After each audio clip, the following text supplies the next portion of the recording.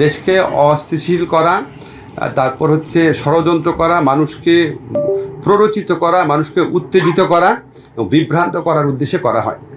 আমি এর আগেও বলেছি যে সত্যি অনেস্টলি বলতেছি, কোনো রকম চালাকি না, কোনো সরকারের উপদেষ্টা হিসাবে না। এখন সাধারণ মানুষ হিসেবে মনে হয় আওয়ামী লীগের নেতৃবৃন্দে জিজ্ঞেস করা উচিত, আপনি আপনার বৃহত্তর পরিবারকে নিয়ে কাউকে না জানিয়ে যেভাবে পালিয়ে গেলেন, আর আমাদের যে প্রতিনিয়ত উস্কান এই বিক্ষোভ করার জন্য, উস্কানিমূলক কাজ করার জন্য, সন্ত্রাসমূলক কাজ করার জন্য, এই ব্যাপারে আপনার নিজের ব্যাখ্যা কী?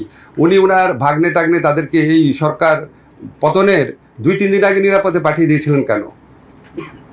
উনি আগে ওনার যারা নেতাকর্মী আছে তাদের উচিত ওনার পার্সোনাল জবাবদিহিতা চাওয়া। আজকে আওয়ামী লীগের নেতাকর্মীদের মধ্যে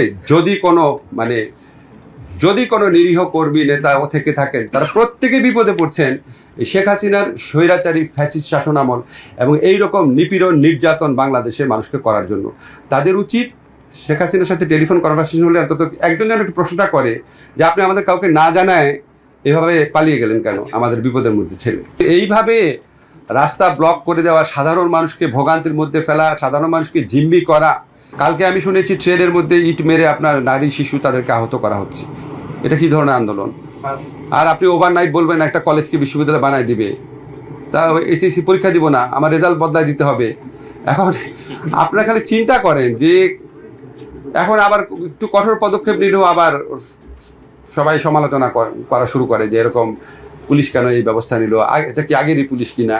এখন এটার মধ্যে ব্যালেন্স করা একটু টাফ।